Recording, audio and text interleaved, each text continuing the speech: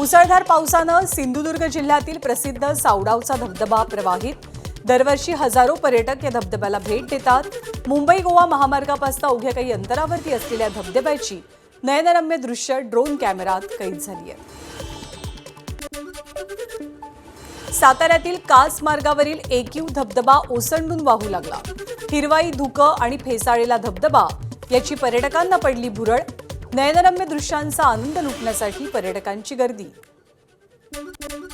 लोणावळ्यामधलं भुशी धरण ओव्हरफ्लो, पर्यटकांची गर्दी वाढायला सुरुवात। लोणावळ्यात गेल्या 48 तासात 229 मिलीमीटर पावसाची नोंद। भिवंडी शहराला पाणी पुरवठा करणारा वऱ्हाळा तलाव ओव्हरफ्लो। 2 दिवसांपासून सुरू असलेल्या पावसामुळे तलाव दुथडी भरून नागरिकांना पाणी कपातीपासून दिलासा। मुसळधार पावसामुळे रायगड जिल्ह्यातील मोठ्या आणि लघु अशा 28 धरणातील पाणी पातळीत मोठी वाढ। धरणांमध्ये एकूण 41.54% पाणीसाठा। सुतारवाडी, पाभरे, संदेरी आणि खैरे ही धरणं 100% भरली। रायगडकरांची पाण्याची चिंता मिटली। रायगडमधल्या अंबा नदीच्या पातळीमध्ये वाढ। अंबा नदी इशारा पातळीवर। अलिबागमध्ये सुद्धा मुसळधार पाऊस। समुद्रकिनारी आणि नदीकाठच्या नागरिकांना सतर्कतेचा इशारा। रत्नागिरीमधली जगबुडी नदी इशारा पातळीवर। 2 ते 3 दिवस बरसणाऱ्या पावसामुळे जगबुडीला पूर। प्रशासनाकडून नागरिकांना सतर्कतेच्या सूचना। अहिल्यानगरमधील भंडारदरा धरणाच्या पाणलोट क्षेत्रात पावसाचं आगमन। धरणामध्ये संथ गतीनं पाण्याची आवक सुरू। यंदा पाऊस विलंबानं सुरू झाल्यामुळे पाणीसाठा अत्यल्प। पावसाचा जोर कायम राहिल्यास पाणीसाठा 30% जाण्याची शक्यता। सातारा जिल्ह्यात पावसाचा जोर वाढला। महाबळेश्वरमध्ये एका दिवसात 158 मिलीमीटर पावसाची नोंद। पाटण, कोयना, नौजा या परिसरात पावसाचा जोर कायम। कोयना धरणात पाण्याची आवक वाढली। नाशिकमध्ये पावसाचा जोर वाढला। नाशिकच्या ग्रामीण भागासह घाटमाथ्यावर आणि धरणांच्या पाणलोट क्षेत्रात पावसाचा जोर कायम। गोंदिया जिल्ह्यात दमदार पावसाच्या हजेरीमुळे अतिवृष्टीची नोंद। 24 तासात 82.7 मिलीमीटर पाऊस। गेल्या 3 दिवसांपासून पावसाची संततधार कायम। भात लागवडीच्या कामांना वेग। मुंबई सलग तिसऱ्या दिवशी मुसळधार पावसाची हजेरी। शहर आणि उपनगरांमध्ये पावसाच्या जोरदार सरी। 2 दिवसांपासून सुरू असलेल्या संततधार पावसामुळे वातावरणात गारवा। सीएसएमटी येथील शासकीय दंत महाविद्यालयाच्या तळघरातील कोट्यवधींचं सभागृह पाण्याखाली। नव्यानं बांधलेलं सभागृह उद्घाटनापूर्वीच पाण्यात। मंत्री हसन मुश्रीफ यांच्या हस्ते होणार होतं सभागृहाचं उद्घाटन। मुंबईत पडत असलेल्या पावसामुळे अंधेरी पश्चिमेतील वीरा देसाई रोड परिसरात उच्चभ्रू इमारतीतील पार्किंग पाण्याखाली। इमारतीत गेल्या 3 दिवसांपासून 4 ते 5 फूट इतकं पाणी साचलंय। पालिकेकडनं कोणतीही मदत मिळाली नसल्याचा नागरिकांचा दावा। रायगडमध्ये पावसाचा जोर वाढला। नद्यांच्या पाणी पातळीत मोठी वाढ। काळ नदी दुथडी भरून। केंद्रीय जल आयोगाकडनं नद्यांच्या पाणी पातळीची मोजणी सुरू। अकोल्यातील अंदुरा हातरून रस्त्यावरील पाणखास नाल्यावरचा छोटा पूल पहिल्याच पुरात वाहून गेला। शेतात जाण्यासाठी 12 किलोमीटरचा वळसा पडतोय। 6 महिन्यांपूर्वीच हा पूल बांधला गेलेला। गोंदिया जिल्ह्यात 2 दिवसांपासून मुसळधार पाऊस। गोरेगाव तालुक्यातील पुलावरनं पाणी वाहत असल्यानं बबई करमगाव हा मार्ग पूर्णतः बंद। कोल्हापूरच्या गडहिंग्लज आणि आजरा भागात जोरदार पाऊस। गडहिंग्लज नेसरी वाहतूक बंद, तर भडगावजवळ पर्यायी पुलाचा काही भाग खचला। आजरा मार्गे वाहतूक सुरू। हिरण्यकेशी नदीवरचा पर्यायी पूलही खचला। कोल्हापुरात पंचगंगा नदीवरील शिंगणापूर बंधारा पाण्याखाली। धोकादायक पद्धतीनं सुरू असलेली वाहतूक बंद। ग्रामपंचायतीच्या वतीनं बॅरिकेड्स लावत पोलिसांचा बंदोबस्त तैनात।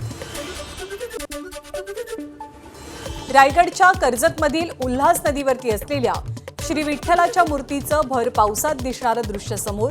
उल्हास नदीवरती साकारली गेली आहे विठ्ठलाची 50 फूट भव्य मूर्ती।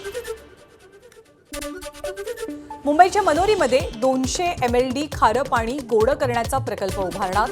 मंत्री उदय सामंतांची विधानसभेत घोषणा. सर्व परवानग्या मिळालेल्या असून 4 वर्षात प्रकल्प पूर्ण होणार असल्याची माहिती. राज्यात 10 महिन्यात महिला आयोगाकडे तब्बल 16,608 तक्रारी. मंत्री अदिती तटकरे यांची विधानसभेत माहिती. 2,777 तक्रारींवरती अंतिम अहवाल न आल्यानं कार्यवाही प्रलंबित. तर लैंगिक छळाच्या 176 तक्रारींपैकी 128 तक्रारी निकाली. परभणीतल्या उद्धव ठाकरेंच्या दौऱ्यानंतर आता एकनाथ शिंदेही करणार दौरा. शिवसेनेमध्ये नव्यानं प्रवेश केलेले खासदार संजय जाधव यांनी आयोजित केलाय शेतकरी संवाद मेळावा. 7 जुलैच्या मेळाव्यातनं शिंदे काय बोलतात याकडे लक्ष. उपमुख्यमंत्री सुनेत्रा पवारांचा उद्या पंढरपूर दौरा. उपमुख्यमंत्री पदाची जबाबदारी स्वीकारल्यावर विठ्ठल दर्शनासह आषाढी नियोजनाचा घेणार आढावा. आषाढी वारीच्या नियोजनासाठी महत्त्वपूर्ण दौरा. चंद्रपूर महानगरपालिकेची आमसभा रद्द होताच आमदार किशोर जोरगेवार गटाच्या नगरसेवकांचा संताप. संतप्त नगरसेवकांनी मनपा आयुक्त अकनुरी नरेश यांच्या दालनात ठिय्या मांडला. आमसभा रद्द केल्याच्या निर्णयाचा विरोध. सोलापूरमध्ये सामाजिक वनीकरण विभागाचा 109 कोटी रुपयांचा घोटाळा. आर्थिक घोटाळ्याची सीबीआय चौकशी करण्याचे कोल्हापूर खंडपीठाचे निर्देश. वृक्ष लागवडीमध्ये मोठा घोटाळा. केवळ कागदोपत्री झाडांची नोंद. उद्या होणाऱ्या एशियाटिक सोसायटी निवडणुकीत एशियाटिक टुमॉरो पॅनलला 30 मान्यवरांचा पाठिंबा. डॉक्टर विनय सहस्त्रबुद्धे यांच्या नेतृत्वातील एशियाटिक टुमॉरो पॅनलला विविध क्षेत्रातल्या 30 मान्यवरांनी पाठिंबा जाहीर केलाय. केतन अग्रवालच्या हत्येची माहिती आणखी एका व्यक्तीला असल्याचं समोर. संबंधित तरुण आरोपी चेतन चौधरीचा वर्गमित्र. केतनच्या हत्येच्या कटाची चेतन आणि सियासोबत या तरुणालाही माहिती असल्याचं कळतंय. केतनच्या हत्येनंतर चेतन पहिल्यांदा याच मित्राला भेटल्याचंही समोर आलंय. राज्यातील शाळांच्या परिसरात स्टिंग विक्रीला बंदी. अन्न आणि औषध प्रशासनाची सूत्र तुकाराम मुंढेंनी हाती घेतल्यानंतर मंत्री नरहरी झिरवळ यांचाही धडाकेबाज निर्णय.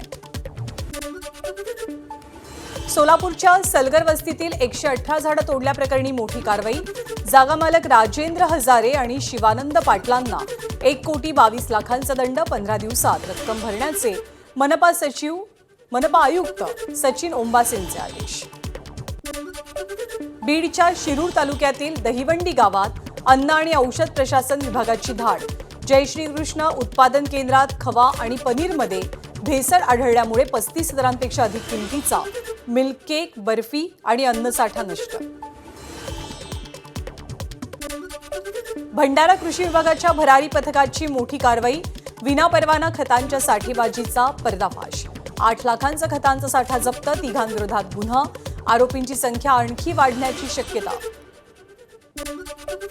नागपूरमध्ये 14 वर्षांच्या मुलानं आपल्याच अपहरणाचा बनाव केल्याचा धक्कादायक प्रकार. अपहरणाचा बनाव रचत पोलिसांना सांगितली खोटी माहिती. मात्र एका वेब सिरीजला पाहून तो स्वतः नागपूरवरनं नर्मदापुरम इथे गेल्याचं पोलीस तपासात उघडलं. पुण्यातल्या मांजरी परिसरातील गादीच्या दुकानाला भीषण आग. अथक प्रयत्नांती अग्निशमन दलाकडनं आग आटोक्यात. सुदैवानं घटनेत कोणतीही जीवितहानी नाही. आळंदीमध्ये 2 वर्षीय चिमुरडीला कारनं चिरडलं. चालक डॉक्टरवर गुन्हा. मात्र आळंदी पोलिसांनी अटक टाळली. 26 वर्षीय कार चालक डॉक्टर प्रथमेश कोकणेची चिमुरडीला धडक. पाठीमागच्या चाकाखाली आल्यामुळे श्रुतिकाचा जागीच मृत्यू. मुंबई गोवा महामार्गावरती अंजनारी घाटात ट्रेलरचा भीषण अपघात. केबिनमध्ये अडकलेल्या चालकाची 1.5 तासाच्या प्रयत्नांनंतर सुखरूप सुटका. गोंदियातील देवरी चिचगड मार्गावरील सालई परिसरात ट्रक आणि पिकअप सोबतच दुचाकीचा तिहेरी अपघात. या घटनेमध्ये एका वृद्धाचा मृत्यू. 1 जण गंभीररित्या जखमी. गडचिरोलीमध्ये एका ग्राहकाला स्मार्ट मीटरच्या वाढीव बिलाचा धक्का. घरगुती ग्राहकाला तब्बल 4,79,000चं विजेचं बिल. महावितरणच्या कारभारावर नागरिकांमध्ये प्रचंड असंतोष. बीडच्या परळीमध्ये औष्णिक विद्युत केंद्रातील 19 कर्मचाऱ्यांची अचानक बदली. कर्मचाऱ्यांच्या सततच्या बदल्यांमुळे विद्युत केंद्र बंद होण्याची शक्यता. बाजारपेठेवरही परिणाम होणार. तर बदली कर्मचाऱ्यांच्या जागी नवीन कर्मचाऱ्यांची नियुक्ती सुद्धा नाही. बीड जिल्ह्यातील प्रस्तावित नेकनूर अप्पर तहसील कार्यालयाविरोधात 50 गावांचा आक्रमक पवित्रा. चौसाळा गावातच कार्यालय उभारण्याची ग्रामस्थांची मागणी. सांगली जिल्हा मध्यवर्ती बँकेच्या नोकर भरतीला अखेरीस ब्रेक. बँकेतील जयंत पाटील यांच्या गटाला धक्का. आमदार सदाभाऊ खोत आणि आमदार गोपीचंद पडळकर यांनी भरती प्रक्रियेवरती आक्षेप नोंदवलेला. वर्ध्याच्या समुद्रपूर तालुक्यातील गणेशपूर गावातला सरोज पवार त्यांच्या हक्काचा आधार कार्डसह पहिल्या वर्गात प्रवेशासाठी पात्र. चिमुकला आधार कार्ड विना शिक्षणाला मोकल्याची एबीपी माझानं बातमी दाखवली होती. आधार कार्ड नसल्यामुळे त्याला शाळेत प्रवेश नाकारण्यात आला होता.